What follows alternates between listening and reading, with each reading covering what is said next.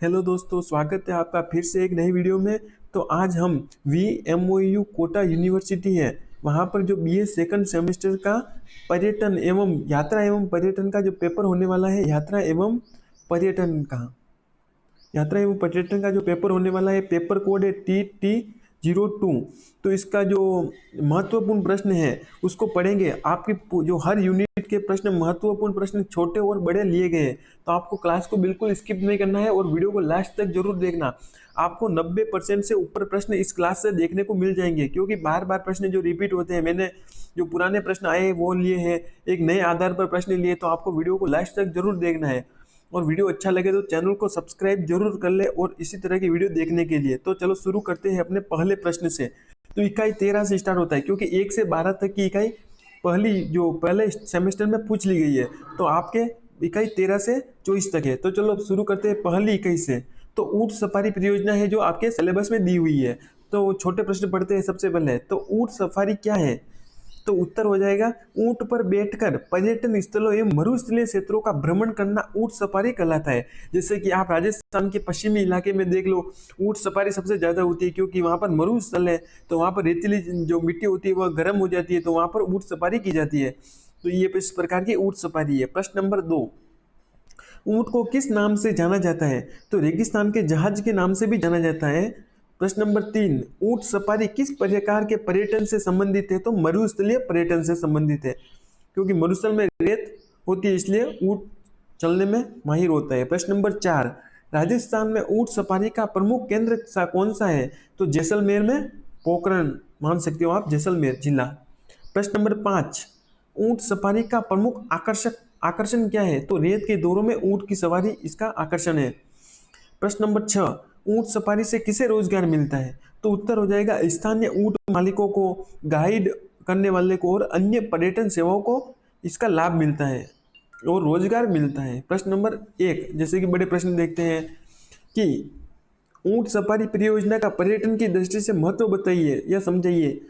तो उत्तर हो जाएगा, ऊंट सफारी राजस्थान के मरुस्थलीय पर्यटन का प्रमुख आकर्षण है। इसके माध्यम से पर्यटक रेगिस्तान के प्राकृतिक वातावरण, रेत के दौरे, ग्रामीण जीवन और स्थानीय संस्कृति को निकट से देखते हैं। जैसे कि जो टूरिस्ट आते हैं तो मरुस्थल का पर्यटन में जो ऊंट की सवारी करते हैं, तो उनको ऊंट के सफारी के साथ साथ उन्हें घुमाया जाता है, तो वो देखते हैं कि रेत के दौरे है, ग्रामीण जीवन कैसा है, वहाँ की संस्कृति कैसी है। जैसे कि जैसलमेर है, बीकानेर है, के आसपास के मरुस्थलीय क्षेत्रों में ऊंट सफारी विशेष रूप से लोकप्रिय है। इससे स्थानीय लोगों को रोजगार मिलता है तथा ऊंट पालन को भी प्रोत्साहन मिलता है। ऊंट सफारी राजस्थान की विशिष्ट पर्यटन पहचान को देश विदेश में बढ़ाने में सहायक है, क्योंकि ऊंट की सवारी जहां पर मरुस्थल होगा वहां पर की प्रसिद्ध होगी। तो राजस्थान का सबसे, जो भारत का सबसे बड़ा मरुस्थल है थार का मरुस्थल, तो वहां सबसे ज्यादा प्रसिद्ध होगी, इसलिए राजस्थान को बढ़ावा मिला है। प्रश्न नंबर 2, ऊंट सफारी के प्रमुख लाभ बताइए। तो ऊंट सफारी के जो प्रमुख लाभ है, मरुस्थलीय पर्यटन को बढ़ावा मिलता है, स्थानीय लोगों को रोजगार मिलता है, ऊंट पालन को प्रोत्साहन मिलता है, ग्रामीण अर्थव्यवस्था मजबूत होती है, स्थानीय संस्कृति का प्रचार होता है, विदेशी पर्यटक आकर्षित होते हैं, क्योंकि ऊंट की सवारी होगी तो विदेशी पर्यटक आकर्षित होते हैं। आपने कई वीडियो भी देखे होंगे, राजस्थान के पर्यटन पहचान को मजबूती मिलती है। तो इस प्रकार इसके लाभ है। अब निपत यात्रा के प्रश्न पढ़ते हैं, जैसे कि इकाई नंबर 14 में, यात्रा क्या है? तो एक स्थान से दूसरे स्थान तक जाने की प्रक्रिया यात्रा कहलाती है। सभी को पता होगा कि आपके घर से कहीं पर जाते हो आप घूमने के लिए, उसे भी यात्रा कहते हैं। प्रश्न नंबर 2, पर्यटन यात्रा क्या है? तो उत्तर ने मनोरंजन, ज्ञान या किसी स्थान को देखने के उद्देश्य से की गई यात्रा को पर्यटन यात्रा कहलाती है। जैसे कि आप विशेष उद्देश्य से जाते हैं, जैसे कि चित्तौड़गढ़ दुर्ग का देखने के लिए गए, तो आपको वहाँ के युद्ध के बारे में जानकारी मिलेगी, वहाँ के शासकों के बारे में जानकारी मिलेगी, वहाँ की संस्कृति, वहाँ की जो कला है, स्थापत्य है, उसके बारे में जानकारी मिलेगी, तो इसे पर्यटन यात्रा कहते हैं। प्रश्न नंबर 3, यात्रा के प्रमुख उद्देश्य क्या है? तो उत्तर है मनोरंजन करना। आप मनोरंजन के लिए जाते हो, आपको मजा आता है, शिक्षा के लिए जाते हो, कोई कोई जो चित्तौड़गढ़ की जो स्थापत्य कला है, मुगल एवं हिंदू शैली कौन सी होती है, इसे देखने के लिए जाते हैं। कोई व्यापार की दृष्टि से जाता है, वहां पर जाएंगे तो ऊंट सफारी करेंगे, तो मतलब कि तो वहां पर ऊंट लेके जाकर जाते हैं, तो वहां पर व्यापार कर सकते हैं। धार्मिक कार्य, ज्ञान प्राप्ति के लिए हम यात्रा के प्रमुख उद्देश्य है। प्रश्न नंबर 4, यात्रा के प्रमुख साधन कौन से है? तो सड़क है, कोई लोग सड़क सड़क के माध्यम से जाते हैं, कोई रेल के माध्यम से जाता है, कोई हवाई जहाज या वायु के माध्यम से, जैसे कि हवाई जहाज, जल परिवहन, कोई जहाज में बैठकर यात्रा करने के लिए जाता है। तो जिसका जो विचार हो। प्रश्न नंबर 5, यात्रा योजना क्या है? तो यात्रा के मार्ग, समय, खर्च, आवास, भ्रमण स्थलों की पूर्व योजना यात्रा योजना कहलाती है। प्रश्न नंबर 6, यात्रा में परिवहन का क्या महत्व है? तो उत्तर हो जाएगा परिवहन यात्रियों को एक स्थान से दूसरे स्थान तक पहुंचाता है। मतलब कि सड़क यानी परिवहन, जो सड़कों पर वाहन चलते हैं उसका क्या महत्व है? तो आपको भी पता होगा कि जो वाहन होते हैं एक स्थान से दूसरे स्थान तक ले जाते हैं, इसका ये महत्व है। बस सरल से प्रश्न पूछे जाते हैं, आपको कोई ज्यादा लोड लेने की जरूरत नहीं है। प्रश्न नंबर जैसे कि बड़े 1 पढ़ लेते हैं, यात्रा के प्रमुख उद्देश्यों की व्याख्या कीजिए। तो उत्तर है यात्रा अनेक उद्देश्यों से की जाती है, जैसे कि पर्यटन में मनोरंजन के लिए एवं विश्राम प्रमुख उद्देश्य, इसके अतिरिक्त शिक्षा एवं ज्ञान की प्राप्ति के लिए, धार्मिक यात्रा, व्यापार, स्वास्थ्य, सामाजिक बंधन तथा सांस्कृतिक अनुभव भी यात्रा के महत्वपूर्ण उद्देश्य है। यात्रा व्यक्ति को नई जगहों, संस्कृतियों और जीवन शैलियों से परिचित कराती है। जैसे कि आप कहीं यात्रा पर गए तो आपको वहाँ की संस्कृति मिलेगी, वहाँ की वेशभूषा, वहाँ के कपड़े के बारे में जानकारी मिलेगी, भाषा के बारे में नई जानकारी मिलेगी। तो इस प्रकार यात्रा आपको ज्ञान की प्राप्ति भी देती है। प्रश्न नंबर 2, सफल यात्रा के लिए किन बातों का ध्यान रखना चाहिए? तो आपको किन बातों का ध्यान रखना चाहिए? उत्तर हो जाएगा सफल यात्रा के लिए यात्रा स्थल का चयन करें। जैसे कि आपको पहले से योजना बना लेनी है कि मेरे को यहाँ पर जाना है और यहाँ से वहाँ पर जाना है, तो आपको कोई दिक्कत नहीं होगी बीच रास्ते में। यात्रा कार्यक्रम का जो प्रोत्साहन है, पहले से टाइम टेबल जारी, जो आपको परियोजना बना लेनी है, परिवहन, आवास, कौन से माध्यम से जाना है, बस में जाना, रेल में जाना, कहाँ पर जाना है, पैदल जाना, रहने का स्थान कहाँ पर, जो आज का ऑनलाइन जमाना है तो आप पहले से चुन ले सकते हो, भोजन या बजट कितना है, कहाँ पर रुकना है, कितने रेस्टोरेंट बड़े छोटे में रहना है, मौसम का ध्यान रखते हुए सुरक्षा की उचित योजना आवश्यक है। जो किन बातों का ध्यान रखना है? इन बातों का ध्यान रखना है। टिकट एवं आवश्यक दस्तावेज पहले से तैयार रखने हैं। स्थानीय नियमों एवं संस्कृति का भी सम्मान करना चाहिए। तो इस प्रकार आपको पहले योजना बनानी चाहिए। अब इकाई नंबर 15, राज्य संचालित पर्यटन। जैसे कि राज्य संचालित पर्यटन क्या है? तो राज्य में होते हैं। जैसे कि उत्तर है राज्य सरकार द्वारा पर्यटन के विकास एवं संचालन के लिए किए जाने वाली गतिविधियां राज्य संचालित पर्यटन कहलाती है। जैसे कि राजस्थान के लिए पधारो हमारे देश, ये पर्यटन वाक्य दिया है राज्य सरकार ने, तो ये मुख्य है। इस प्रकार अनेक परियोजनाएं चलाती है पर्यटनों के लिए, सर्किट बनाती है। तो प्रश्न नंबर 2, राज्य संचालित पर्यटन का मुख्य उद्देश्य क्या है? तो पर्यटन का विकास करना और पर्यटकों को बेहतर सुविधा प्रदान करना। जैसे कि पर्यटकों के लिए जगह जगह पानी की व्यवस्था करवाना, इस प्रकार की राज्य सरकार की योजनाएं होती है। प्रश्न नंबर 3, पर्यटन विकास से राज्य को क्या लाभ होता है? तो जैसे कि पर्यटन से राज्य को लाभ तो होता ही, क्योंकि राज्य के लोगों को रोजगार मिलेगा तो राज्य की आय बढ़ेगी, आय और राजस्व में वृद्धि होती है। प्रश्न नंबर 4, राज्य पर्यटन को कैसे बढ़ावा देता है? तो जो पर्यटन स्थलों का विकास करता है राज्य, प्रचार एवं प्रसार करता है पर्यटक सुविधाओं का विस्तार करके। प्रश्न नंबर 5, पर्यटन से स्थानीय लोगों को क्या लाभ मिलता है? तो पर्यटन से जो स्थानीय लोग होते हैं, वहाँ के लोग होते हैं, उनको रोजगार मिलता है। जैसे कि वो ऊंट सफारी कराएंगे, उनको पैसा मिलेगा, उन्हें रोजगार मिलेगा, आय के अवसर मिलते हैं। प्रश्न नंबर 1 बड़े में, तो राज्य संचालित पर्यटन का महत्व समझिए। जो राज्य द्वारा पर्यटन संचालित किए जाते हैं उसको महत्व को समझिए। जैसे कि उत्तर है राज्य संचालित पर्यटन किसी राज्य की पर्यटन नीति एवं विकास में महत्वपूर्ण भूमिका निभाता है। राज्य सरकार पर्यटन स्थलों पर सड़क, आवास, पेयजल, सुरक्षा तथा अन्य सुविधाओं का विकास करती है। जैसे कि प्रचार प्रसार के माध्यम से पर्यटकों को आकर्षित किया जाता है, इससे स्थानीय लोगों को रोजगार मिलता है, राज्य की आय बढ़ती है और स्थानीय कला एवं संस्कृति को संरक्षण मिलता है। तो इस प्रकार राज्य का मुख्य उद्देश्य होता है। प्रश्न नंबर 2 पढ़ लेते हैं। जैसे कि राज्य सरकार पर्यटन विकास के लिए क्या क्या कार्य करती है? तो उत्तर हो जाएगा पर्यटन स्थलों का विकास करती है, सड़क एवं परिवहन सुविधाओं का विस्तार करती है, आवासीय सुविधाओं का विकास करती है, पर्यटन का प्रचार प्रसार करती है, पर्यटन मेलों एवं उत्सवों का आयोजन राज्य सरकार के ऊपर होता है। कहीं पर मेलों का आयोजन कराना है तो वहाँ की सुरक्षा, सभी योजनाओं का ध्यान रखना पड़ता है। पर्यटकों की सुरक्षा की व्यवस्था भी राज्य सरकार को करनी पड़ती है। स्थानीय कला एवं संस्कृति को प्रोत्साहन देना होता है। इस प्रकार आपको वीडियो अच्छा लग रहा हो तो प्लीज़ चैनल को सब्सक्राइब जरूर कर लें, वीडियो को लाइक शेयर जरूर करें। अब इकाई नंबर 16, स्व आयोजित भ्रमण क्या होता है? तो इसके ऊपर प्रश्न बनते हैं। जैसे कि स्व आयोजित भ्रमण क्या है? तो जब यात्री अपनी यात्रा की योजना और व्यवस्था स्वयं करता है, जैसे कि आप स्वयं अपनी योजना बना रहे हो तो उसे स्व आयोजित योजना भ्रमण कहते हैं। तो प्रश्न नंबर 2, स्व आयोजित भ्रमण में योजना कौन बनाता है? तो यात्री स्वयं बनाएगा, स्व यानी स्वयं। प्रश्न नंबर 3, स्व आयोजित भ्रमण का एक लाभ बताइए। तो यात्री अपनी सुविधा और बजट के अनुसार यात्रा कर सकता है। वह स्वयं भी निर्धारित कर लेगा कि मेरे को कितना बजट चाहिए, मेरे को मतलब कि कितने पैसे में क्या मिलेगा। इस प्रकार वह स्वयं की जानकारी उसे खुद को होती है, तो वह अच्छे तरीके से निर्णय ले पाता है। प्रश्न नंबर 4, यात्रा बजट को क्यों बनाया जाता है? तो यात्रा के खर्च को नियंत्रित करने के लिए। जैसे कि आपको यात्रा बजट बनाना जरूरी होता है, क्योंकि आप कौन से होटल में रुकोगे, वहाँ पर कितना पेमेंट लगेगा, तो आपको जानकारी होनी चाहिए। तो आपको खुद पेमेंट की जानकारी बना लेनी चाहिए कि आपको कहाँ पर रुकना है, कितना पैसा लगेगा, खाने में कितना खर्च होगा, वहाँ पर सफारी का कितना लेगा, टिकट का कितना लेगा। तो आपको पर्याप्त पेमेंट लेकर जाना होता है। इस प्रकार स्व पेमेंट मतलब जो योजना स्वयं की बहुत अच्छी होती है। प्रश्न नंबर 1, स्व आयोजित भ्रमण की विशेषताएं बताइए, विशेषताएं समझाइए। तो उत्तर है, स्व आयोजित भ्रमण में यात्री अपनी यात्रा की योजना स्वयं बनाता है। वह अपनी पसंद के पर्यटक स्थल, परिवहन, होटल और यात्रा अवधि का चयन करता है। इसमें समय और बजट पर यात्री का अधिक नियंत्रण रहता है। इंटरनेट ऑनलाइन बुकिंग ने स्व आयोजित भ्रमण को काफ़ी आसान बना दिया है, क्योंकि आज ऑनलाइन देख सकते हो आप कहाँ का रेट क्या चल रहा है, तो आप अच्छे तरीके से एनालाइज कर पाते हो। प्रश्न नंबर 2,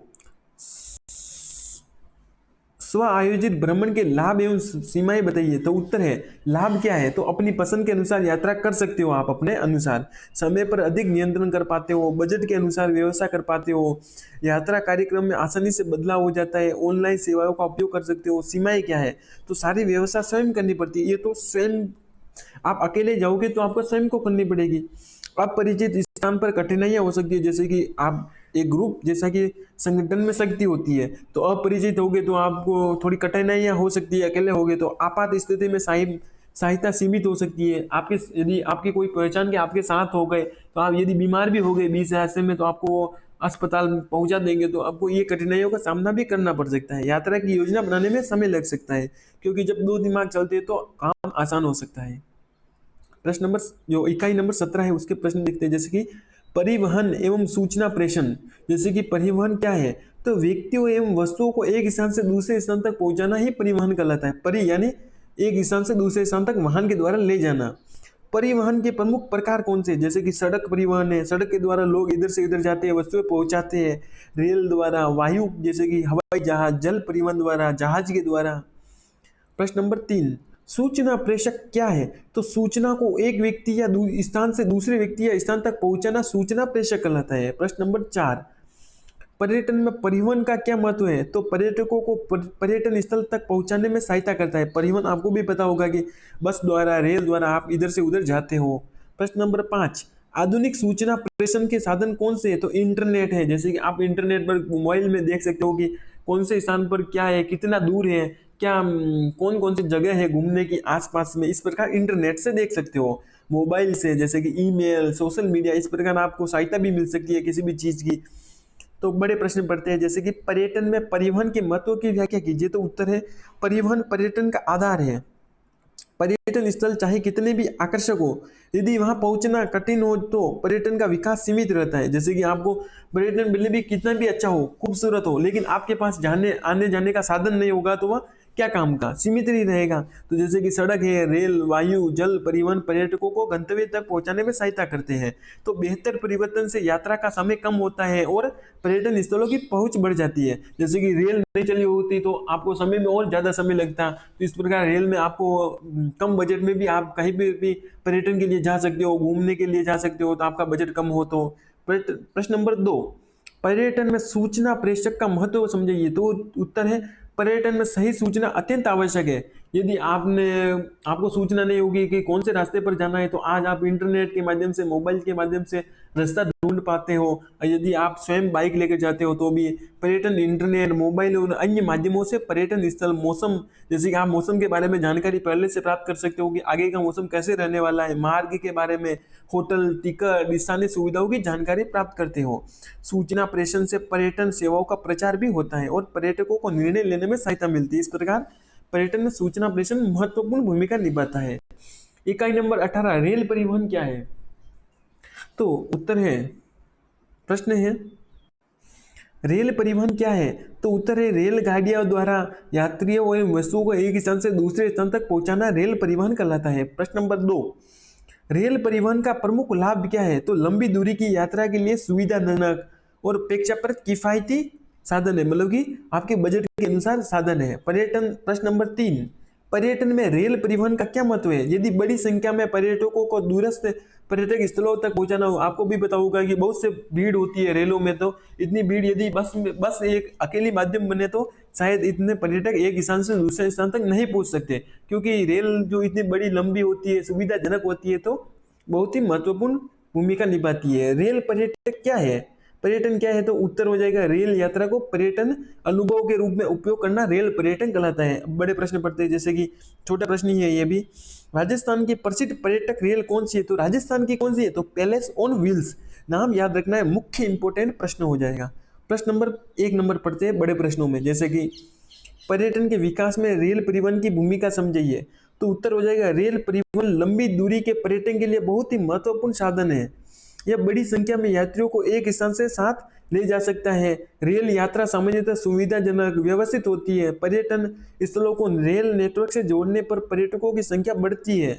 विशेष पर्यटक रेलगाड़ियां पर्यटन को एक अलग अनुभव प्रदान करती है। इस प्रकार आपको याद रखना है। अब रेल परिवहन के लाभ बताइए। उत्तर है लंबी दूरी के लिए उपयोगी है। रेल बड़ी संख्या में यात्रियों का परिवहन करा सकती है।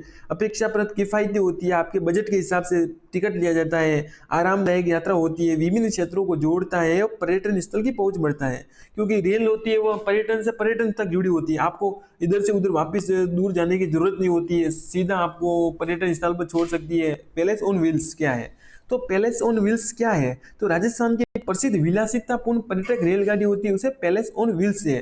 तो इस गाड़ी, जो रेलगाड़ी का नाम है पैलेस ऑन व्हील्स, ये प्रसिद्ध है, तो आपको इसका नाम याद रखना है पैलेस ऑन व्हील्स का। प्रश्न नंबर 2, पैलेस ऑन व्हील्स किस राज्य के पर्यटन से जुड़ी रेल है?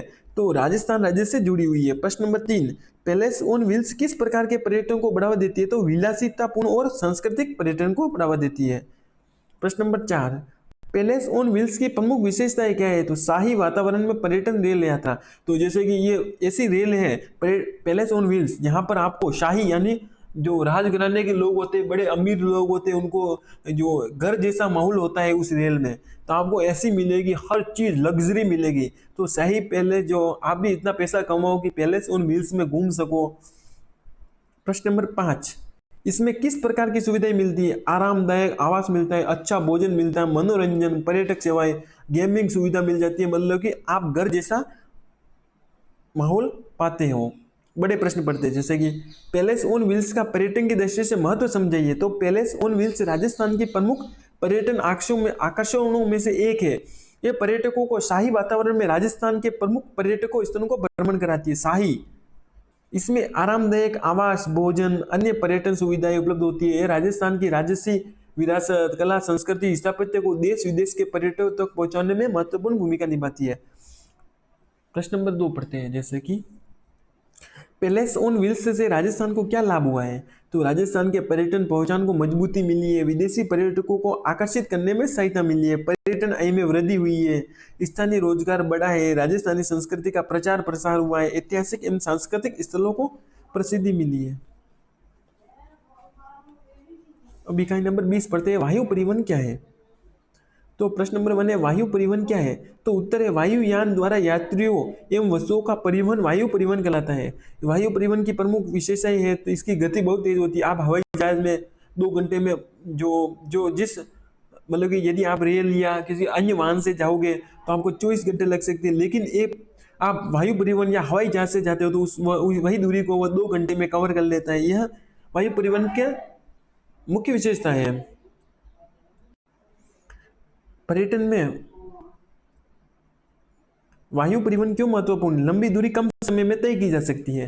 प्रश्न नंबर 4 है, वायु परिवहन की प्रमुख कमी क्या है? तो यह अपेक्षाकृत महंगा परिवहन साधन होता है, क्योंकि गरीब लोग इसे अफोर्ड नहीं कर पाते हैं। प्रश्न नंबर 5, हवाई अड्डा क्या है? तो विमानों के आगमन, प्रस्थान, यात्रियों की सुविधाओं के लिए निर्धारित स्थान हवाई अड्डा कहलाता है। आपको भी पता होगा कि यहाँ हवाई अड्डा होता है, तो वहाँ पर टिकट होते हैं, वहीं से अपनी स्थल बैठने का जो मुख्य पॉइंट होता है, तो वहाँ हवाई अड्डा बना होता है। प्रश्न नंबर 1, बड़े में से। प्रश्न, पर्यटन में वायु परिवहन की भूमिका समझिए। तो वायु परिवहन आधुनिक पर्यटन का अत्यंत महत्वपूर्ण साधन है। ये लंबी दूरी को बहुत कम समय में पूरा करने की सुविधा देता है। अंतर्राष्ट्रीय पर्यटन के विकास में इसकी विशेष भूमिका है। जैसे कि आप एक देश से दूसरे देश में जा सकते हो।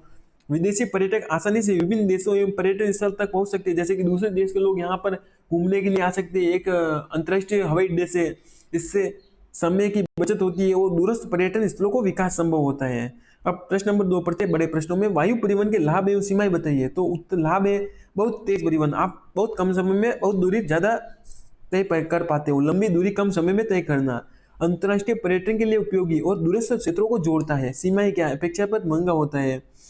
मौसम का प्रभाव पड़ सकता है, मतलब कि आपने यदि बुक कराई और बहुत तेज मौसम खराब हो गया तो आपकी टिकट भी कैंसिल हो सकती है। हवाई अड्डों की उपलब्धता सीमित हो सकती है, क्योंकि हर जगह पर अफेड जो हवाई अड्डे कहीं कहीं पर होते हैं दूर पड़ सकते हैं। तो इस प्रकार आपको थोड़ी सीमाएं भी, कठिनाई भी सामना कर सकता है। इकाई नंबर 21, सड़क परिवहन।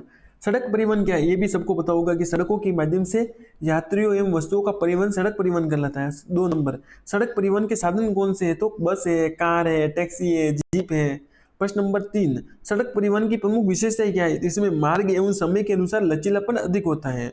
प्रश्न नंबर 4, पर्यटन में सड़क परिवहन का क्या महत्व है। तो यह छोटे होते हैं, ग्रामीण एवं दूरस्थ पर्यटन स्थलों के पहुंचाने में सहायता करते हैं। इस प्रकार सड़क तो छोटे गरीबों के लिए महत्वपूर्ण होती है। प्रश्न नंबर 5, सड़क परिवहन की एक सीमा बताइए। तो यातायात जाम, खराब सड़कें यात्रा को प्रभावित कर सकती है, मतलब कि जाम लग सकता है, सड़कें खराब हो सकती है, टूटी फूटी।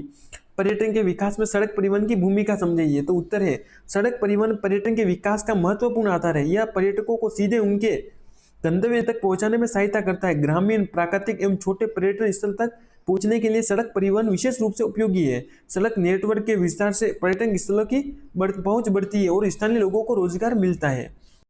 प्रश्न नंबर 2 पढ़ते हैं, जैसे कि सड़क परिवहन के प्रमुख लाभ बताइए। तो घर से गंतव्य तक पहुंचने की सुविधा, मार्ग में लचीलापन, छोटे पर्यटन स्थलों के लिए उपयोगी है, ग्रामीण पर्यटन को बढ़ावा मिलता है, अपेक्षाकृत आसानी से उपलब्ध हो जाती है और स्थानीय परिवहन के लिए उपयोगी होती है। अब इकाई नंबर 22 पढ़ते हैं, यात्रा परिचालन क्या है। तो छोटे प्रश्न है, यात्रा परिचालन क्या है। तो उत्तर रह जाएगा, यात्रा की योजना बनाना, व्यवस्था करना, उसे संचालित करना यात्रा परिचालन कहलाता है। यात्रा परिचालक कौन करता है। तो इसका उत्तर हो जाएगा, पर्यटकों की यात्रा संबंधी विभिन्न व्यवसाय करने वाला व्यक्ति, संस्था या यात्रा परिचालक कहलाता है। पैकेज टूर क्या है।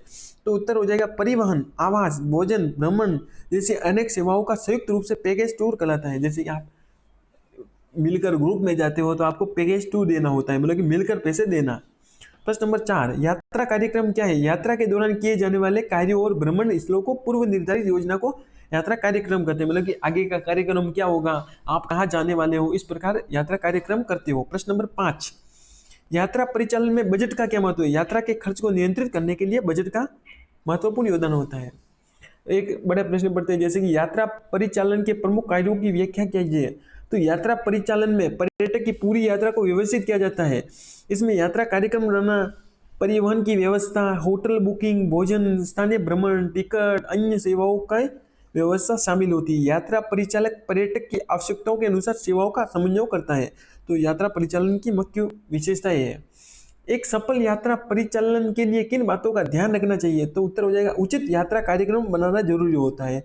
सही परिवहन व्यवस्था, मतलब कि कौन से मार्ग पर आपको चलना है, अच्छे आवास की व्यवस्था, कहाँ पर ठहरना है, उचित बजट, जो कहाँ पर खाना पीना जहाँ पर उचित बजट का हो, समय का सही प्रबंधन हो, पर्यटकों की सुरक्षा आवश्यक है, स्थानीय सेवाओं के साथ समन्वय, आपातकालीन व्यवस्था भी जरूरी होती है। इस प्रकार इकाई नंबर 23 पढ़ते हैं, यात्रा एजेंसियां, संगठन एवं क्रियाकलाप क्या होती है। यात्रा की एजेंसियां, जैसे कि यात्रा एजेंसी क्या है। तो उत्तर हो जाएगा, पर्यटकों को यात्रा संबंधी विभिन्न सेवाएं उपलब्ध कराने वाली संस्था यात्रा एजेंसी कहलाती है। आपने कहीं देखा होगा कि जो यात्रा एजेंसी लगी होती है, मतलब कि जो यात्रा कराने के लिए ऑफिस होता है, वहां पर यहाँ से हर महीने एक बस निकलती है यात्रा के लिए, तो आप पहले से वहां पर सुविधाएं उपलब्ध होती है, तो वो यात्रा एजेंसी कहलाती है। आप वहां पर जाकर संपर्क करके यात्रा कर सकते हो। प्रश्न नंबर 2, यात्रा एजेंसी का प्रमुख कार्य क्या है। तो पर्यटकों के लिए यात्रा संबंधी सेवाओं की व्यवस्था करना। प्रश्न नंबर 3, यात्रा एजेंसी कौन कौन सी सेवाएं देती है। तो टिकट बुकिंग की सेवाएं देती है, होटल बुकिंग की, परिवहन की, पैकेज टूर आदि की। टिकट बुकिंग क्या है। तो यात्रा के लिए परिवहन साधन में सीट आरक्षित करना, यानी सीट बुकिंग करना, आपने कई बार की होगी तो आपको ये तो सरल लग रहा होगा। होटल बुकिंग क्या है। तो पर्यटक के लिए आवास की अग्रिम व्यवस्था, मतलब कि पहले से व्यवस्था कर देना, इस होटल में रुकना है, Awas Yojana. 6 number, package tour क्या है? तो अनेक पर्यटन सेवाओं को एक संयुक्त पैकेज में उपलब्ध कराना। प्रश्न नंबर, बड़े प्रश्न है जैसे कि यात्रा एजेंसी के प्रमुख कार्यों का वर्णन कीजिए।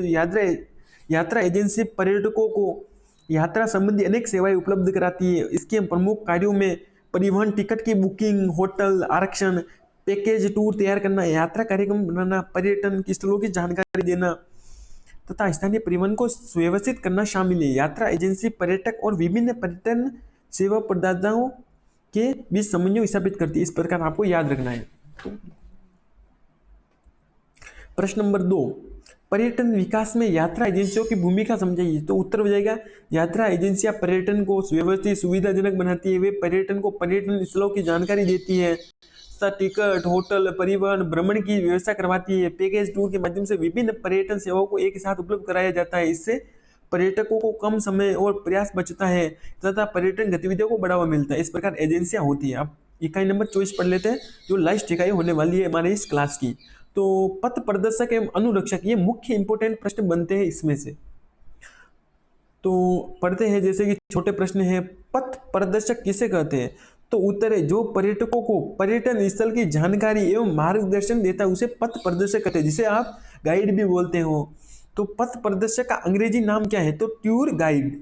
आपको पता होगा कि गाइड होता है, उस पर्यटन स्थल की जानकारी देता है, यहाँ का प्रमुख युद्ध के बारे में बताता है, प्रमुख शासकों के बारे में बताता है, हमको जानकारी देता है कि इसका निर्माण किसने करवाया, कब टूटा है, कब आक्रमण हुआ, इस पर जानकारी गाइड देता है, आपको गाइड करता है। अनुरक्षक किसे कहते हैं? जो यात्रा के दौरान पर्यटकों के साथ रहकर उनकी आवश्यकताओं एवं व्यवस्थाओं में सहायता करता है, उसे अनुरक्षक कहते हैं। मतलब कि आपको कोई सुविधा की जानकारी जरूरत होती है तो वो आपको सुविधा उपलब्ध करवाता है, आपको जानकारी देता है।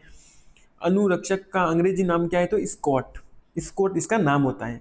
प्रश्न नंबर 5, पथ प्रदर्शक का प्रमुख कार्य क्या है? तो पर्यटकों को पर्यटन स्थल के बारे में सही एवं उपयोगी जानकारी देना। प्रश्न नंबर 6, अच्छे पथ प्रदर्शक में कौन से गुण होने चाहिए? तो ज्ञान होना चाहिए उसे उस जगह के बारे में, विनम्रता होनी चाहिए, संचार कौशल होना चाहिए, नेतृत्व एवं क्षमता और व्यवहार कुशलता होना चाहिए। मतलब कि यदि आप टूरिज्म के साथ जो यात्री आता है उसके साथ अच्छा व्यवहार करोगे तो वापस आएगा आप ही के पास। इस प्रकार उसमें अंदर प्रमुख जो गुण होने चाहिए।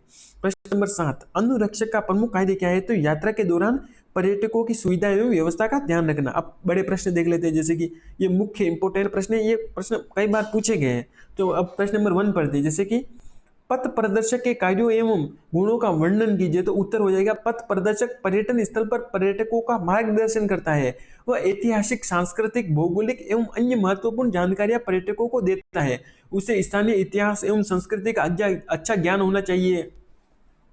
उसके अंदर अच्छा संचार कौशल, विनम्रता, धैर्य, नेतृत्व और क्षमता और व्यवहार कुशलता होनी चाहिए। एक अच्छा पथ प्रदर्शक पर्यटकों के अनुभव को बेहतर बनाता है।